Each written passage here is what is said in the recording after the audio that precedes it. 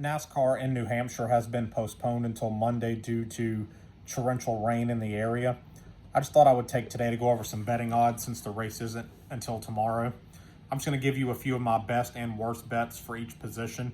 I'm not really going to try to repeat any drivers, so if you hear them on a best, just assume they're best for everything. I want to start with the win column. Your two best bets for the win are Martin Truex Jr. at plus 450, Christopher Bell at plus 450. Both men have dominated the weekend. Martin Truex was the fastest in 5, 10, and 15 lap average in practice. He qualified second. He's got an incredibly good car, very fast this week. His practice time showed it. Christopher Bell starting on pole. He has won at this track multiple times. In fact, he's raced at this track 8 times in his career. He's finished in the top 6 of those 8 races. He's at plus 450 to win. He's starting on pole. He was third in 5, 10, and 15 lap average. He's got a great car as well.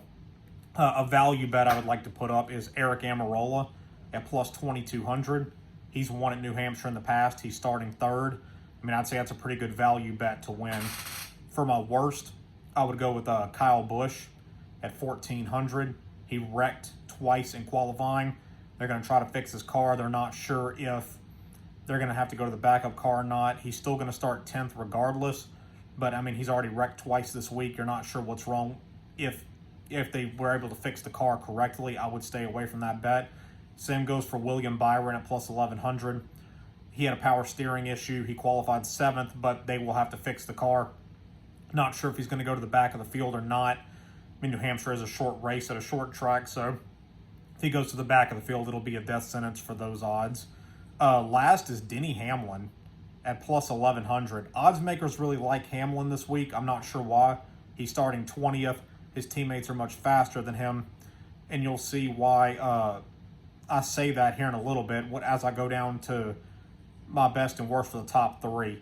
I really want to start with Hamlin as a worst at plus 200 for a top 3 finish.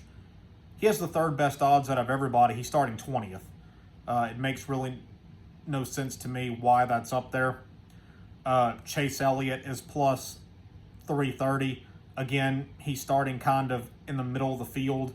I mean, he finished second there last year, but he's not been running as good this year. I'd stay away from him. For my top 3 best, I mean, obviously Truex, Bell, those are the ones you want to go with, but some of my value ones are Ryan Blaney at plus 320. He's starting 5th. He had a pretty bad run last year, but other than that, I mean, he finishes in the top 5 pretty regularly at New Hampshire. So, you know, he might be someone to look at. Same goes for Joey Logano, starting 4th.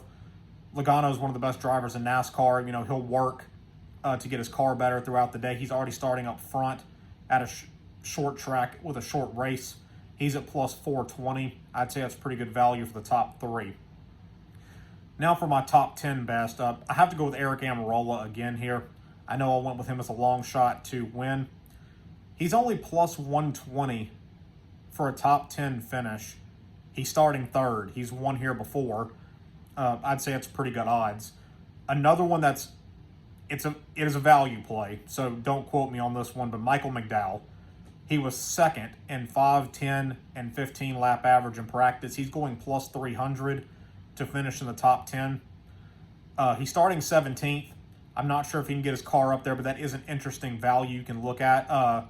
Yesterday he was at plus 480, so apparently people are seeing his practice times and they're betting him up because now he's only at plus 300. My worst for a top 10 is Ty Gibbs at plus 175. He had a very consistent race car in practice. His drop-off time was less than 1/10 of a second between his 5, 10, and 15 lap average. So he's got a very consistent car, but he spun it in qualifying. He's starting last. He's a rookie, very young driver. I'm not sure if he can work his way up to the top 10, even with a good car this early on in his career.